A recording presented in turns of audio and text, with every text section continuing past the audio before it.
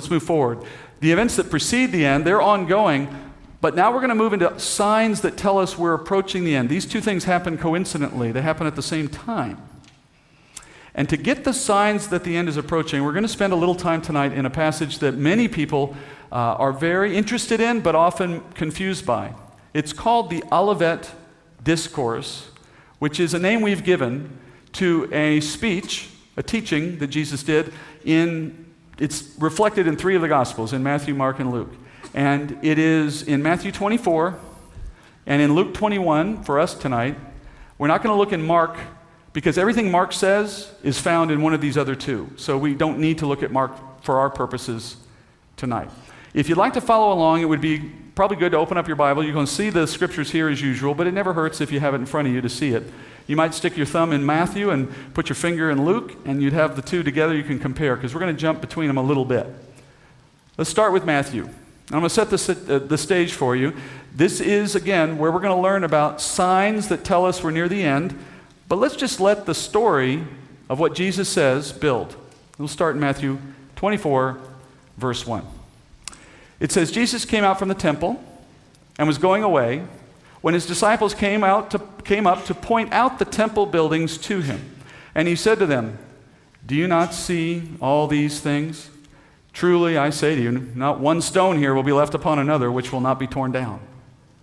As he was sitting on the Mount of Olives, the disciples came to him privately, saying, "Tell us, when will these things happen? And what will be the sign of your coming and of the end of the age?" Now, to do what we're going to do tonight, we have to be very methodical. You know, the safest way to avoid confusion is to take your time, right? And in this endeavor, we're going to take our time. We're going to be very methodical. I'm going to do a lot of drawing of things on the screen to help you follow the logic of what Jesus does here.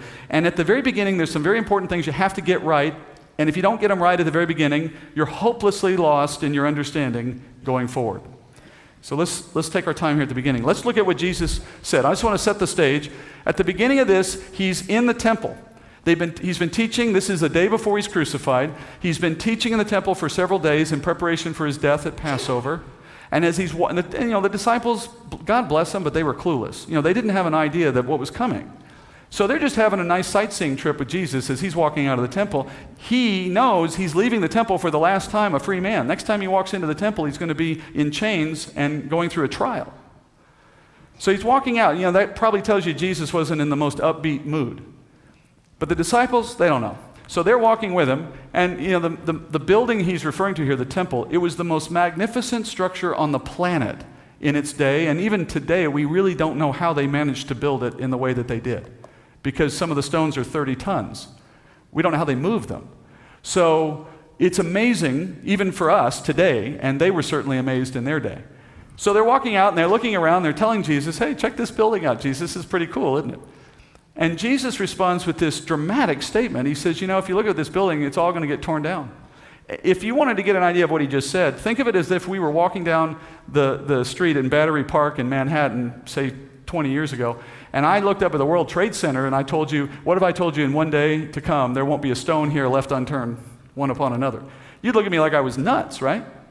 But now if you know I'm trustworthy, which of course the disciples knew Jesus was trustworthy, their response is not to call him nuts. Their response is to believe him, but then, of course, to say, how is this going to happen? And what they do later, it says here on the Mount of Olives, they left the mount, they walked through a little valley that separates the Mount of Olives from the Temple Mount. And at night, Jesus would recline and sleep in a place called Bethany on the other side of the Temple Mount. He goes up to the Temple Mount that night. They have heard him say this a few moments earlier, and they've been waiting for the chance to ask him. They get into the quiet space of the Mount of Olives, and they finally set him down. They say, "Okay, Jesus, what was all that about?" And Jesus begins to answer their questions. Let's look at the questions. First question, tell us when these things will happen. I'm going to use colors to separate the questions because otherwise it's going to get very confusing. First question, when will these things happen?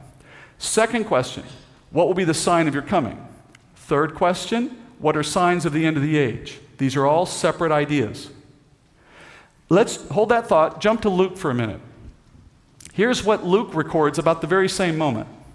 Luke asks, or writes, They question him saying, "Teacher, when therefore will these things happen, and what will be the sign when these things are about to take place?" Now, if you're noticing something there, you should notice those are not the same questions, are they? One of them is, the first one, when will these things happen? That's the same as the first one in Matthew. But Luke, and this is common among all the gospel accounts, by the way, every gospel account's a little different. Just like four witnesses watching the same car accident don't all see the same thing. God used the perspective of four people, four men, so that we would have the full picture among them. None of them contradict each other. They're just all seeing different sides of the same thing. So we have to put them all together. In this case, he records the number one question, but then he does not record questions number 2 and number 3. And yet, when you read the account that follows, he does include the answers. He just didn't record the questions, but he did record the answers, okay? But then he does one other thing. He adds a fourth question. What will be the sign when these things are going to happen? These things referring back to the things of the first question. Now let's stop at this point and let's put it all together and make sense of it. What was the first question from both authors? When will these things happen? What things are we talking about? Let's be specific. What things did Jesus just talk about? What did he says, these stones will not be left one upon another. So it was, when will they just heard that their magnificent temple is going to be torn down, and of course, their first question is, huh? And so they're asking, tell us more about the taking down of the temple, please. That sounds like something we want to know about it. I prefer not to be anywhere near it when it happens. Right? That's what they're thinking. Both guys get that question. What was the second question that Matthew recorded? Yeah, I didn't expect you to remember. It's okay. What are the signs of your coming? Now, why did they think to ask that question? Because in their eschatology, in the Jews' understanding of future events, they had always been told that when their Messiah comes into his kingdom, there will be a great upheaval in the earth.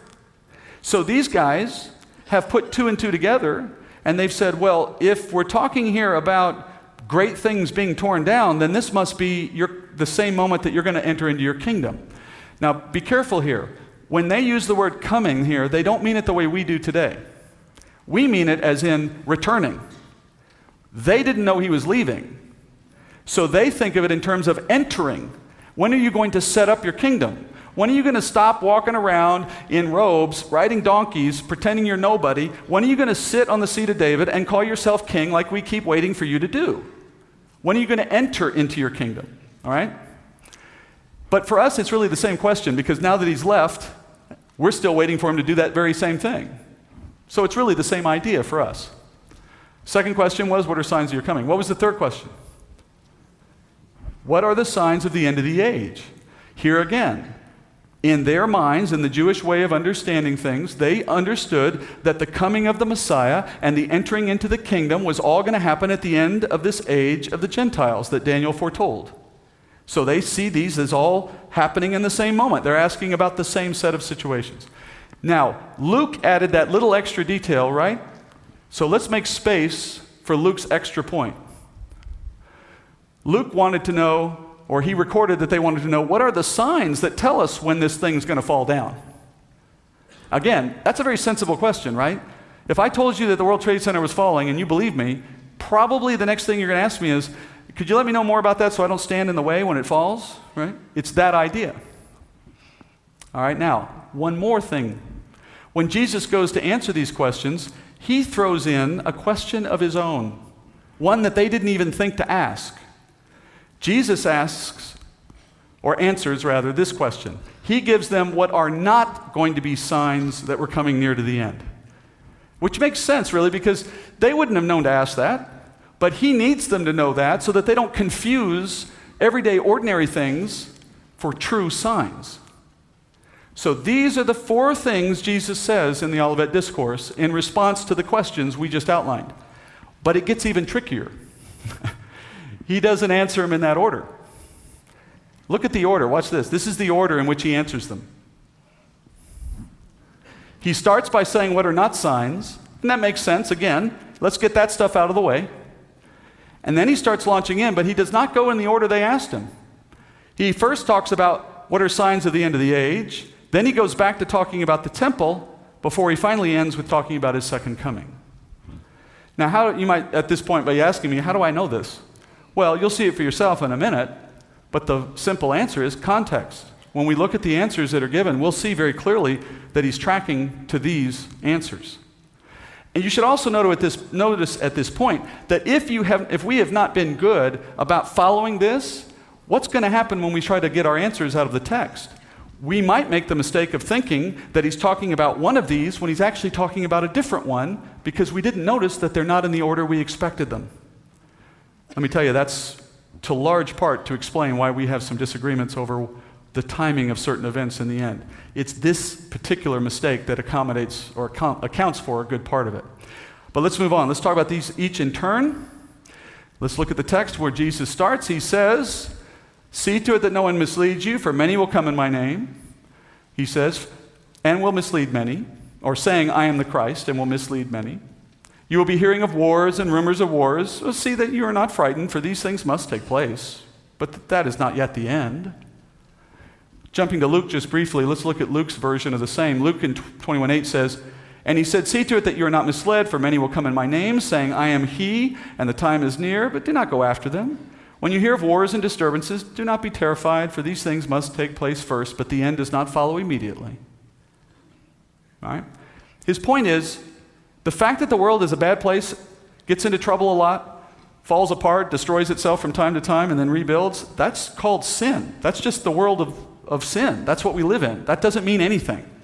That is no more an indicator that you're near the end than a time of peace. It's just the way of the world. So, when you see people coming into the world saying that they are Christ, that show up and tell you that they are the king, wars that happen when you are looking out your window or when you're reading your newspaper, none of that is proof of anything. Just accept it as the normal course. So now we move to number 3. What are signs of the end of the age? Now we get into some interesting things, and we're going to take our time again. Let's start with verse 7. He says, "For nation will rise against nation, and kingdom against kingdom.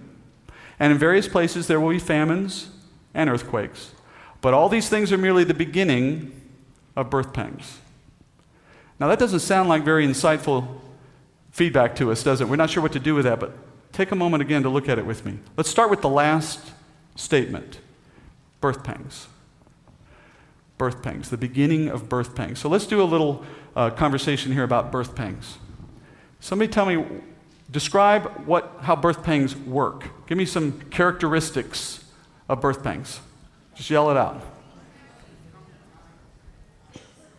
Okay, why are the men answering? I'm not sure I understand that, but I'm pretty sure I can get a better answer. Ladies, what's the first thing you think of when you think of birth pangs? Thank you very much. I had men talking about all this scientific stuff, and I'm like, I'm pretty sure that's not the first thing that would come to my mind. All right. And by the way, speaking as a man, I have it on good authority that this is an absolute truth, okay? I did my homework. All right, it's painful. So the end of the world, the end of the age, the signs of it will be reflective of childbirth, sort of symbolically or metaphorically. So childbirth is a painful experience. We should think that the end of the age will be met with signs that have a certain pain associated with them. What else? Okay, now you can get more scientific, guys. What else? Slow at first, right? And then what goes on after that? They increase in pain.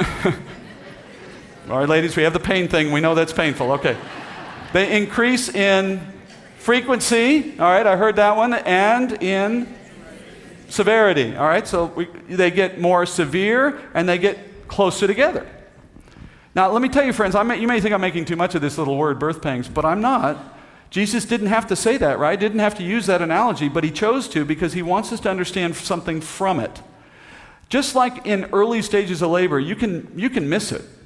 My wife and I, our first child came very prematurely, and not dangerously so, but 5 weeks early is not. You're not expecting it quite yet, And we had a friend of ours who's a doctor, a good friend of ours, and he was working in the hospital that we went to.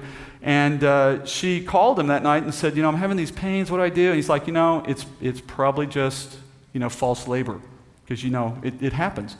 Okay, great. We went to bed. 5 a.m. the next morning, he visited us with our new baby girl in the hospital. And it just goes to show that sometimes they're false, sometimes they're not, but it's really hard to tell at first, right? But as they progress, there's no mistaking them. And in the same way, the nature of the signs of the last days, of the end of the age, are going to be the kind of thing where you and I might not agree that they really matter. Not at first. But as they get worse and worse, only the willfully ignorant will deny them. Just like someone in childbirth. And then there's one last quality to childbirth that often gets overlooked, but it's really the most precious part. What's the other thing associated with childbirth? Yeah, we have new birth of new life. All of these characteristics are true for the last days of the age. It's going to be a painful experience on earth. It's going to be increasing over time in severity and in frequency. But friends, the end of it all is the birth of the kingdom. And not the least of which also is the saving of Israel, which we'll talk about next week. All right, so let's go look at those signs, knowing that they're going to be like birth pangs. He said, nation will rise against nation and kingdom against kingdom. Now, what does that sound like? War. But he just said, wait a minute, everyday, ordinary, common wars are not signs. Now you know why he needed to make that point. Because he's talking about something different than just an ordinary war. This phrase, nation against nation, kingdom against kingdom, it's a really interesting phrase. It's actually a Jewish idiom. Not idiot, but idiom. An idiom is like this. If I say to you, get off my back, that's an idiom. Why? Because it's not meant literally. There's nobody physically on me. I'm not meaning it that way. I mean, leave me alone, right? Stop bothering me. This is an idiom in the Jewish way of thinking. It doesn't mean just simply a nation against a nation, a kingdom against a kingdom. It's a phrase that has a larger meaning. You get a sense of that meaning when you look at some of the rabbinical writing of Jesus' own day. In the day that he walked the earth, rabbis were saying things like this. At that time, wars shall be stirred up in the world. Nation shall be against nation, city against city. Much distress will be renewed against the enemies of the Israelites. Or here's another one. If you shall see kingdoms rising against each other in turn, then give heed and note the footsteps of the Messiah. That's not in the Bible, but I'm saying in the day Jesus spoke, he was saying things that his own contemporaries were saying and using that in a new way. He was saying, if you want to know what tells you that you're nearing the end of this age, look for nation against nation, kingdom against kingdom. What does that idiom mean to us? What do we use? We use a different phrase. What do we use? Right. World War. World War. Remember this event? It's funny, we think of these as just wars like any other, just really big ones. But that's really not the way to see them historically. Until World War I, there had never been anything like that, ever. That is to say, the entire planet engaged in one war, one common war. And if you think World War I was just a spat between some European powers, then perhaps you're not remembering some of your history like I don't. I mean, everyone forgets the history they got in high school, right?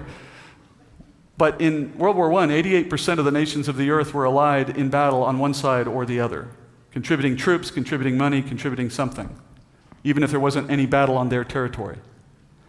And remember, there was a name for this war. It was so unique in its day. People were so stunned by this kind of a war, they gave it a special name. Do you remember what name they called it? Yeah, the War to End All Wars, which is really a little bit of hubris when you think about it, because it was only a few decades later they had to change the name because that came along. And then they realized, I guess these aren't going to be so unique after all. Was World War II worse than World War I or easier than World War I?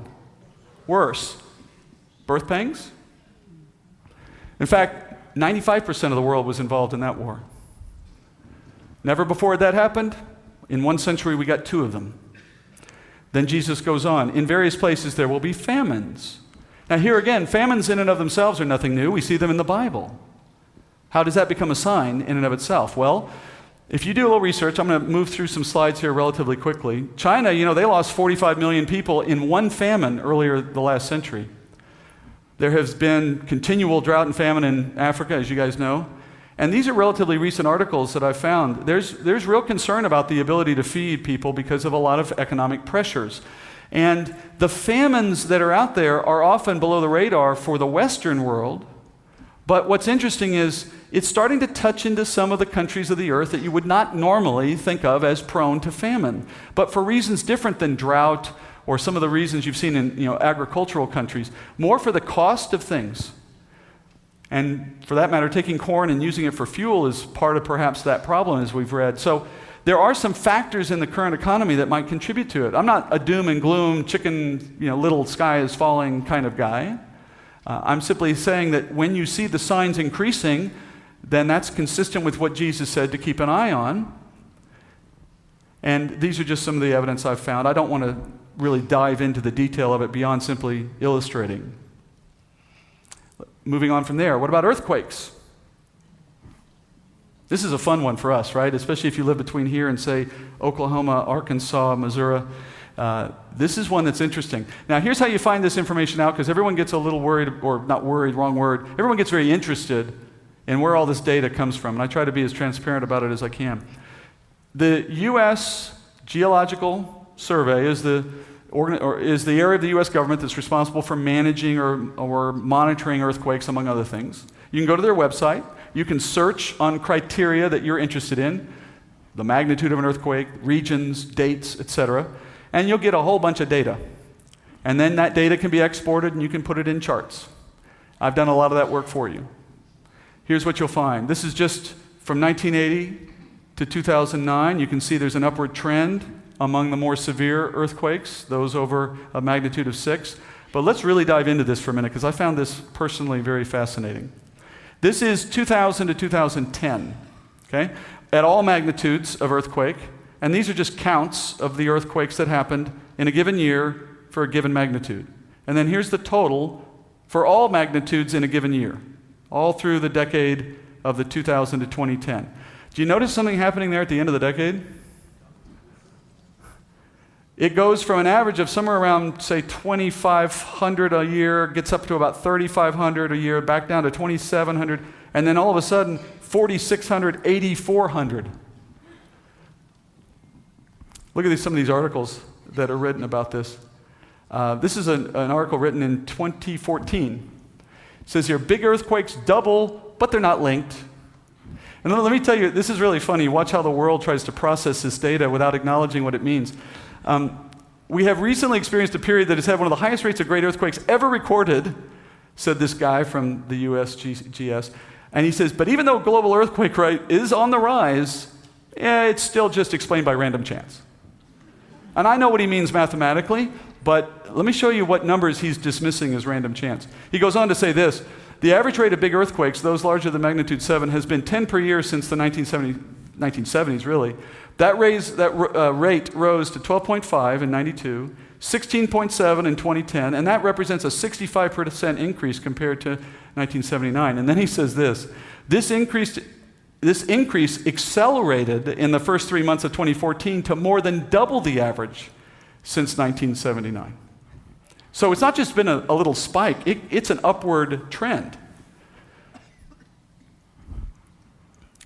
If you know anything about Oklahoma, they've been hit with something they've never seen before in terms of earthquakes.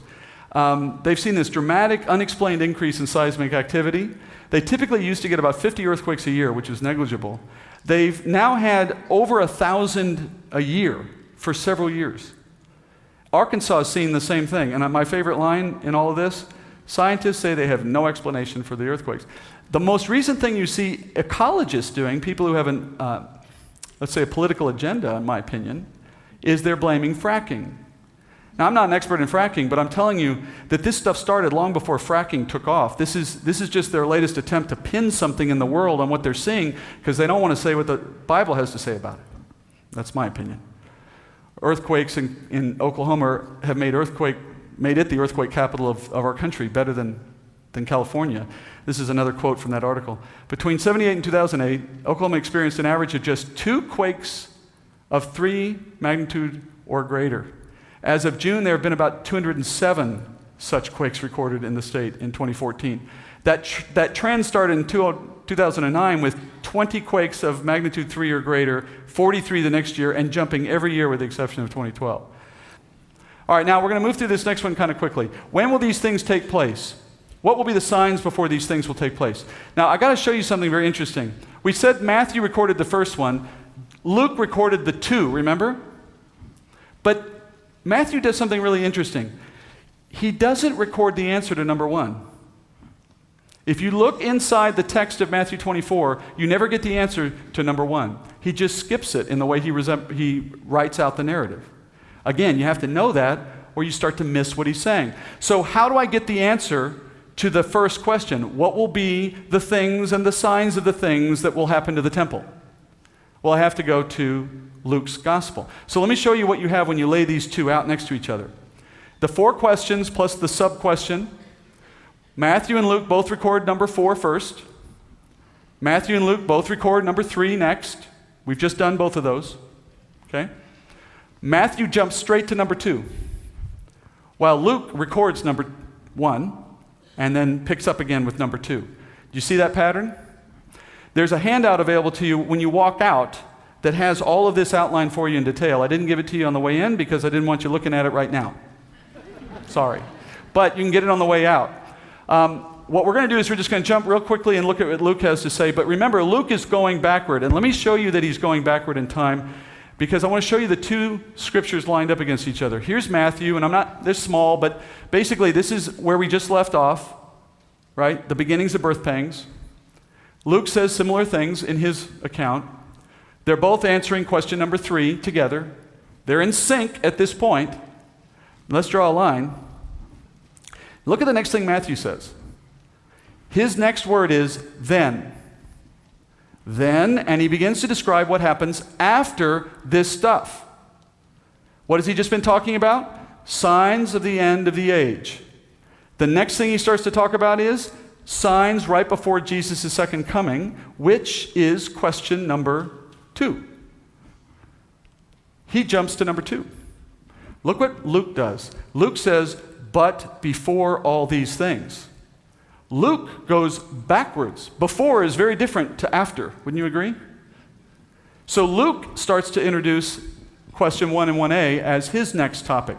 Here again, friends, if you do not detect that these authors are different and doing slightly different things with their text, you're going to assume, perhaps, that everything's just exactly the same all the way through. And when you do that, you end up with some really bad theology concerning the end times, because you begin assigning meaning to events of the past as if they are fulfillment of things yet to come. And this is one of the places where that error begins to creep in. Let's put it on a different graph, because I don't want you to miss what I'm saying. This is our graph of the book of Revelation, sort of by chapter against a timeline, remember? We said that question number 3 is asking, what are the signs that we're getting near the end of the age? And those are the birth pangs. And we've already started to see a couple of them, right? Earthquakes, world wars, right? So that means that we're kind of right now beginning to see the end of the age.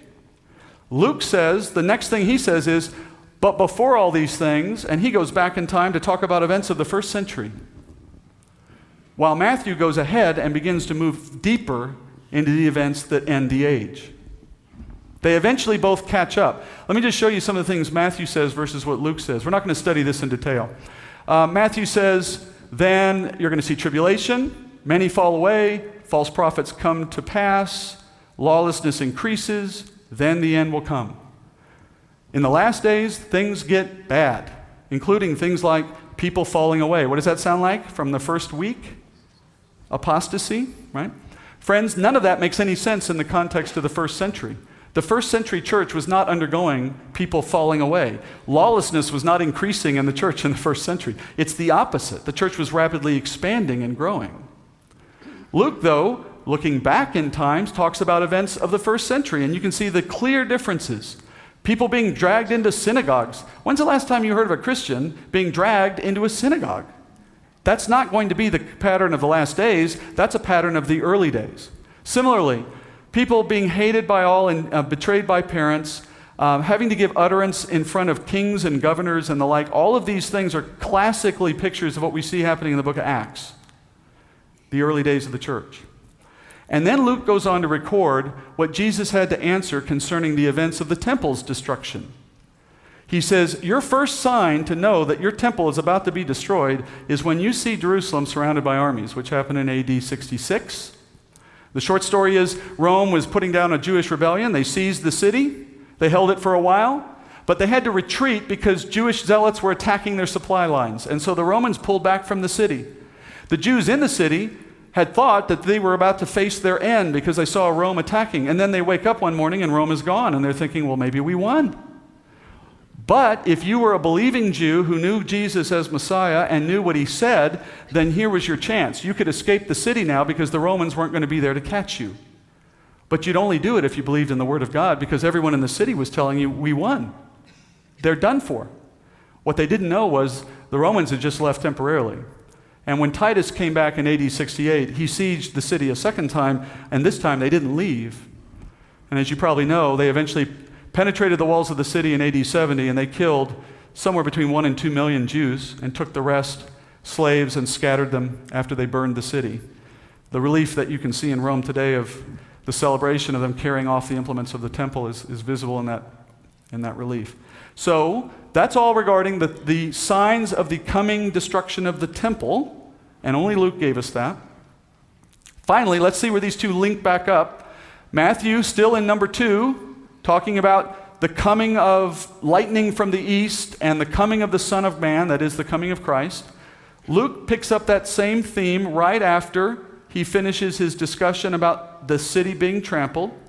So he's finishing up with 1a, and then right here at Matthew 24, verse 29, and Luke 21:25, they both pick up now with number 2. Matthew just continues with number 2. Luke joins him.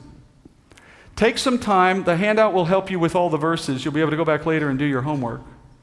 But take some time, open your Bible, and read through it using this guide and see if you don't agree of the pattern we just identified. So here are the signs that the end is approaching, according to what we just saw, and some other things I'm throwing in as a summary. World wars, increasing earthquakes, increasing famines, tribulation, and then signs in the heavens, sun and moon darkened, lightning coming, etc., etc. Persecutions. All of these things are signs that the end is approaching. How many of these have we seen? World wars, increasing earthquakes, and I would submit to you also increasing famines.